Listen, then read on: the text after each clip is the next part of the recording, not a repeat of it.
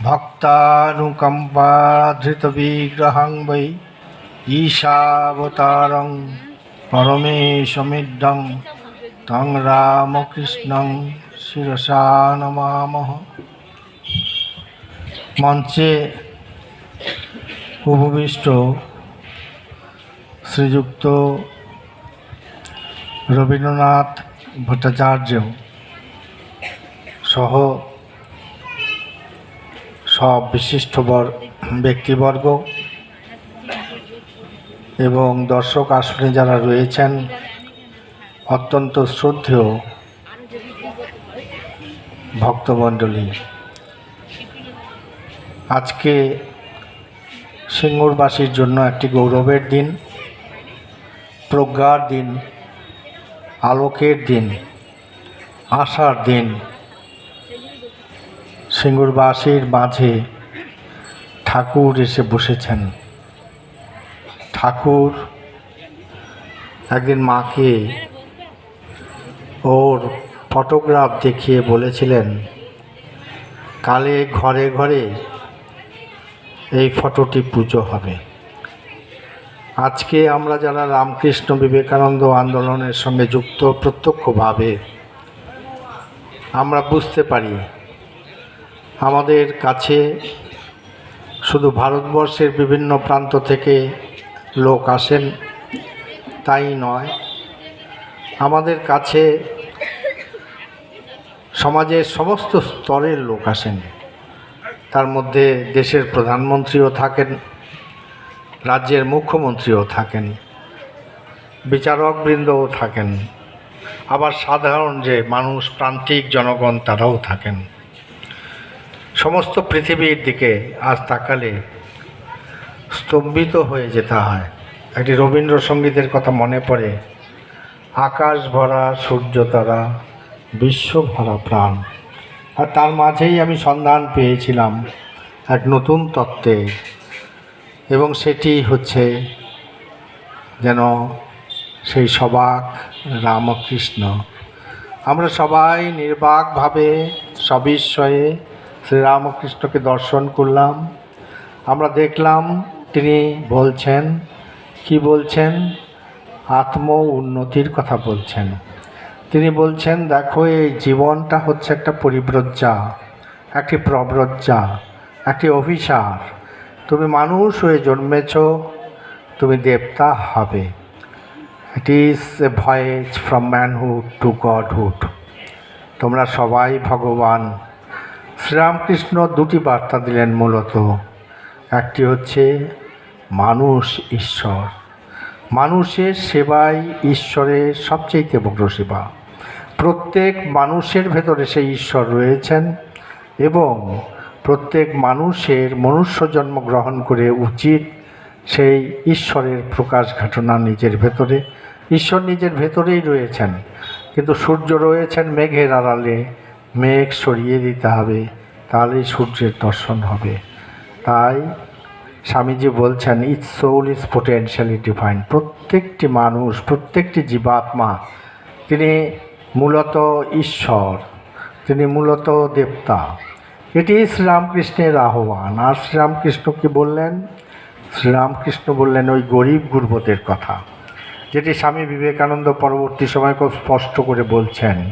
স্বামী বিবেকানন্দ যে নতুন ভারতের স্বপ্ন দেখেছিলেন, সেই নতুন ভারত, স্বামীজির স্বপ্নের নতুন ভারত কলকাতা, চেন্নাই, মুম্বাই, বেঙ্গালুরু বা হায়দ্রাবাদ থেকে বেরোচ্ছে না। স্বামীজির যে স্বপ্নের ভারত, স্বামীজির যে দর্শনের ভারত, সেই ভারত বেরোচ্ছে ওই সিঙ্গুরের মতো জায়গা থেকে।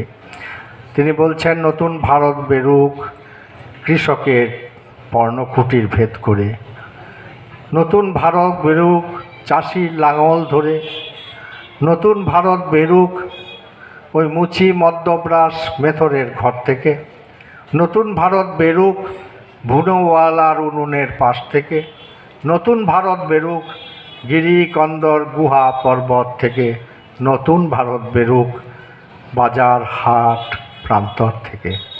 এটিই ছিল স্বামীজির স্বপ্ন, যে যারা সাধারণ মানুষ, যাদের চোখের জলের হিসেব কেউ কোনো দিন নিলে না, তাদের চোখের জলের হিসেব নিতে হবে সময় এসছে।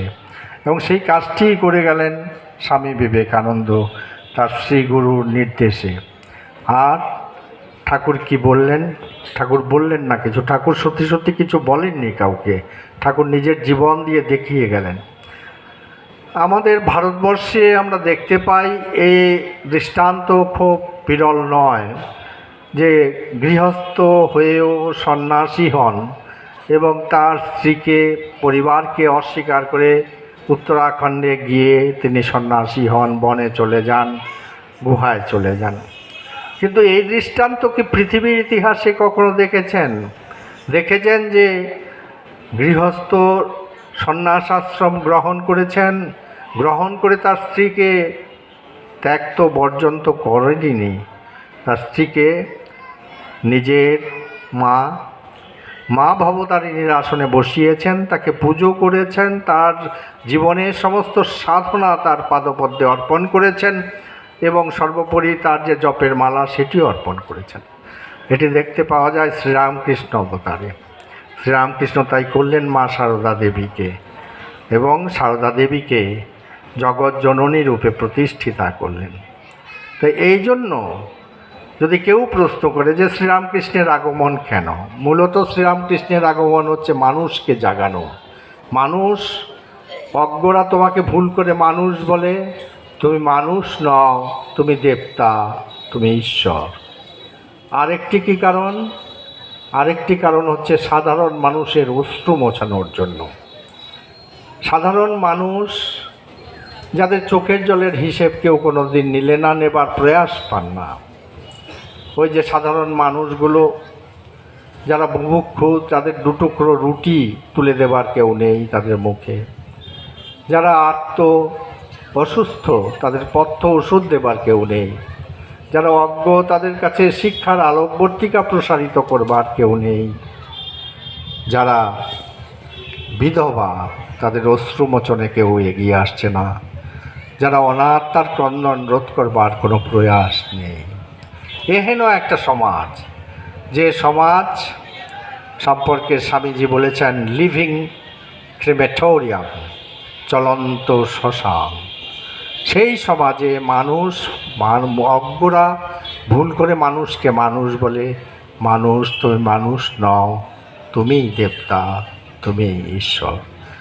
এটি শ্রীরামকৃষ্ণের প্রথম বাণী। দ্বিতীয় বাণী কি? ঈশ্বর এক, তার বিভিন্ন প্রকাশ। যেমন গ্রামের মায়েরা যান একটা পুকুরে পানীয় জল আনতে অথবা অন্য কোনো জল আনতে, হিন্দু মা তিনি বলেন জল আনতে গিয়েছিলুম বা বাড়ি আনতে গিয়েছিলুম। মুসলিম মা তিনি বলেন পানি আনতে গিয়েছিলুম।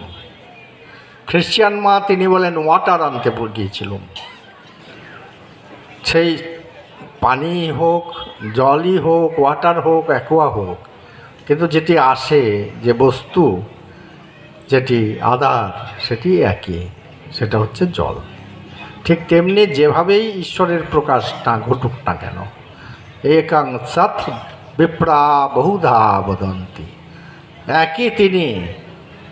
তাকে ঈশ্বর, মানুষ, তাদের যে ঋষি উপলব্ধিবান পুরুষ তাকে বিভিন্নভাবে ব্যাখ্যা করেছেন, বিভিন্নভাবে প্রকাশ করেছেন।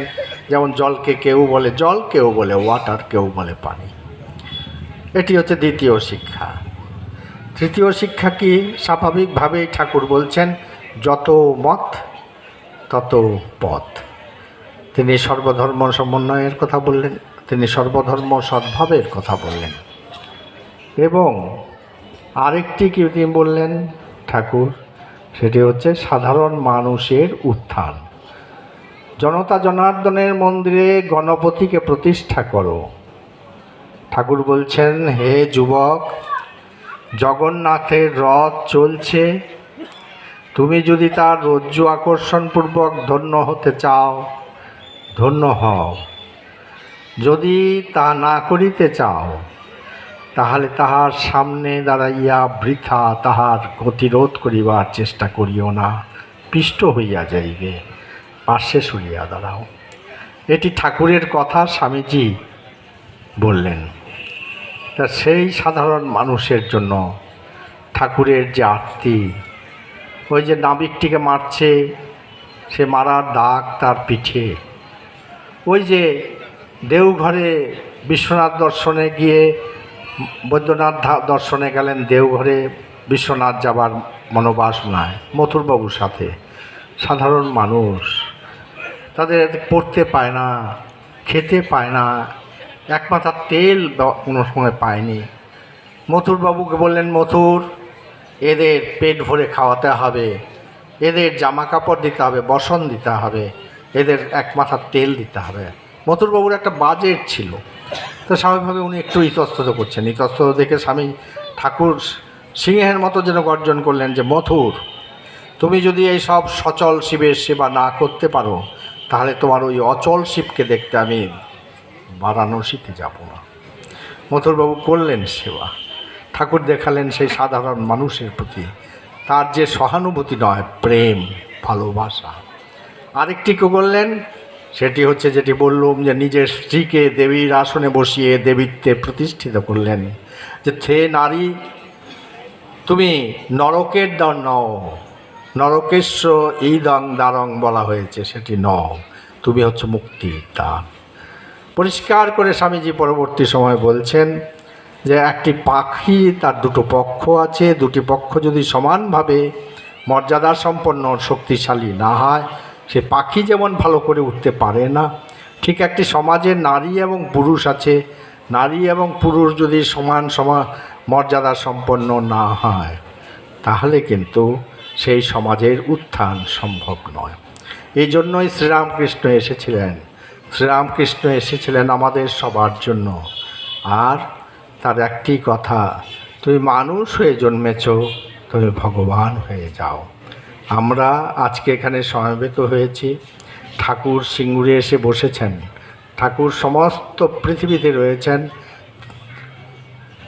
তিনি ত্রিজগতে ত্রিলোকে আছেন, কিন্তু কোনো কোনো জায়গা তার বিশেষ প্রকাশ, ঠাকুরের যেন বিশেষ প্রকাশ হলো সিঙ্গুরে। এবং আপনারা জেনে রাখুন, ঠাকুর এখানে এসেছেন, আপনাদের ঠাকুরের পাদপদ্মে ভক্তি হোক, ভালোবাসা হোক, প্রেম হোক, আপনারা ধীরে ধীরে হামাগুড়ি দিতে দিতে হলেও ঠাকুরের কাছে পৌঁছে যান। ঠাকুর, তুমি আমার, আমি তোমার, এই ভাবটি আপনাদের মধ্যে পোক্ত হোক, এই প্রার্থনা করি যারা উদ্যোক্তা এর, তাদের মঙ্গল হোক, আপনাদের কল্যাণ হোক। আজ যেখানে এসেছেন, যারা এসেছেন, যারা আসেননি, যারা এই যে উৎসব, এই উৎসবের সংগঠন এর সঙ্গে যুক্ত, যারা যুক্ত নন, তাদের সবার কল্যাণ হোক, এই বলে আমি শ্রী শ্রী ঠাকুরের কাছে আপনাদের, আমাদের সবার কল্যাণ কামনা করি। ঠাকুরের শ্রীচরণ কমলে প্রার্থনা করি, সর্বে সুখিনো ভবন্তু, সর্বে সন্তু নিরাময়াঃ, সর্বে ভদ্রাণি পশ্যন্তু, মা কশ্চিৎ দুঃখমাপ্নুয়াৎ। সবাই সুখী হও, সবাই সুখী হোক, সবাই নিরাময় থাকুক, সবাই সত্য, শিব এবং সুন্দরের দর্শন লাভে ধন্য হোক, কারো যেন কখনো কোনো দুঃখ না হয়, এই প্রার্থনা করি ঠাকুর, মা এবং স্বামীজির শ্রীচরণে। আর প্রার্থনা করি আপনারা ঠাকুরের দিকে এক পা এগিয়ে যান। প্রভু বলেছেন, প্রতিশ্রুতি দিয়েছেন, তুমি এক পা এগিয়ে আসো, আমি 10 পা এগিয়ে গিয়ে তোমাকে আলিঙ্গন করব। আর মা কি বললেন? মা বললেন, দেখো, যখন তোমার চারদিকে অন্ধকার, তুমি জেনে রেখো তোমার একজন মা আছেন। সেই মা পাতানো মা নয়, সৎ মা নয়, গুরুপত্নী নয়, সত্যিকারের মা। আর তুমি আমায় স্মরণ করো। স্বামী বিবেকানন্দ বললেন, যারা আমার কথায় জীবন উৎসর্গ করবে, তারা যদি ভুলে যমরাজের কাছেও যায়, এই স্বামী বিবেকানন্দ যমরাজের কাছে গিয়ে তাকে ছিনিয়ে নিয়ে চলে আসবে। এমন কোনো দেবতা বা দানবের আজ পর্যন্ত জন্ম হয়নি যে স্বামী বিবেকানন্দকে পথরোধ করতে পারে। তাই এত বড় আশ্বাস ঠাকুর বলছেন তুমি এক ঠ্যাং করো, আমি 16 ঠ্যাং করেছি, তুমি এক ঠ্যাং করো। তুমি এক পায়ে এগিয়ে এসো, আমি 10 পায়ে গিয়ে গিয়ে তোমার সঙ্গে দেখা করব। এহেন আশ্বাস। আর সেই ঠাকুর কৃপা করে তুমি না জানালে পরে কে তোমারে জানতে পারে। তুমি যদি এই দর্শন না দাও, কেউ তোমার দর্শন লাভ করতে পারে না। তুমি যদি না জানাও, তাহলে তোমাকে কেউ জানতে পারে না। তা তুমি কৃপা করে জানিয়েছো, তুমি কৃপা করে এখানে এসে বসেছো। ঠাকুরের কাছে প্রার্থনা, তুমি কৃপা করে এখানে অধিষ্ঠিত হও। আমাদের যত ত্রুটি, যত মার্জনা, তা ক্ষমা করে দাও। আর প্রভু, তোমায় যেন আমি ভালোবাসতে পারি। সে ভালোবাসার মধ্যে কোনো মেকি ভালোবাসা থাকবে না, সেই ভালোবাসার মধ্যে মুদির দোকানদারি থাকবে না। প্রভু, আমি তোমাকে না দেখে থাকতে পারি না, তোমাকে না ভালোবেসে থাকতে পারি না। এই ভালোবাসা যেন আমাদের সবার মধ্যে জন্মায়। এবং আমার দৃঢ় বিশ্বাস, ঠাকুর মা স্বামীজির কৃপায় আপনারা এগিয়ে চলেছেন, আরও এগিয়ে চলবেন। প্রভুর কাছে প্রার্থনা, আমাদের সেই শক্তি দিন। চরৈবেতি চরৈবেতি। আমি কৃতজ্ঞতা ধন্যবাদ জানাই রবীন্দ্রনাথ ভট্টাচার্য মহোদয়ের কাছে। এই বৃদ্ধ বয়সেও তিনি কষ্ট করে আমার কাছে গিয়েছিলেন এক সন্ধ্যায়। আমি ওকে দেখে লজ্জিত হয়েছিলাম, কারণ আমারই আসা উচিত ছিল তার কাছে। তা উনি যখন বললেন যে আপনাকে যেতে হবে, আমি যদিও অত্যন্ত ব্যস্ত, তথাপি শত অসুবিধা থাকা সত্ত্বেও না বলতে পারিনি। আমি তৎক্ষণাৎ বলেছিলাম যাব। তা আমি এসেছি, আমার খুব ভালো লাগছে। আমি এখনই যেতে হবে আমাকে কাজের জন্য, কিন্তু আমি আমার যে সহযোগী অত্যন্ত শ্রদ্ধেয় স্বামী তত্ত্ববিদানন্দজি মহারাজ, তিনি নিজে একজন উচ্চ মার্গের সাধক এবং শাস্ত্রজ্ঞ।